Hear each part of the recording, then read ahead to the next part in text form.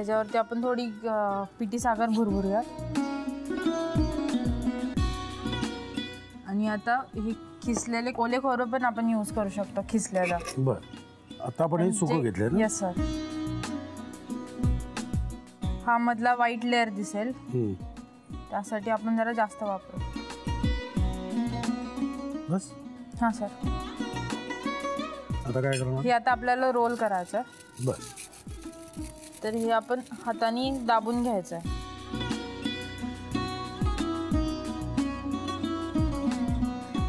Best idea आहे. हो sir. आणि हे दोन्ही साइड आपण पॅक करूया. लाटणंच झालं की छोटं. हो सर. तुम्ही कोणताही शेप देऊ शकता पण मला हा सुचला इझिली. हा इझी पण आहे. हो सर. ते हार्ट बीट करायचं म्हणजे खूप वेळ जातो. खाणार कधी? ही आता आपण फ्रीजरमध्ये ठेवूयात किंवा फ्रीजमध्ये ठेवूयात. हां, जसं आपल्याला लागेल तसं. आणि मग नंतर मग कट करायचं. हो सर. फ्रीजमध्ये ठेवतो. त्या फ्रीजमध्ये काय?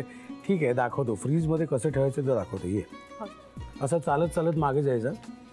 फ्रीजरमध्ये का खाली ठेवायचं? फ्रीजरमध्ये ठेवूया. लगेच पाहिजे असेल तर फ्रीजरमध्ये. लगेच नको लगेच मला लगेच लागतं. तर मग सर आपण फ्रीजरमध्येच. असा दरवाजा असा खेचायचा दरवाजा आणि फ्रीजमध्ये असं फ्रीजरमध्ये ठेवून द्यायचं. दरवाजा बंद करायचा आणि मग चालत चालत परत आपल्या जागेवर यायचं आणि मग सांगायचं लिहून घ्या साहित्य आणि कृती. स्वीट पोटॅटो रोलसाठी लागणारं साहित्य: उकडून कुस्करलेलं रताळं, पिठी साखर, डाळिंबाचे दाणे, सुकं खोबरं, बटर आणि वेलची पूड.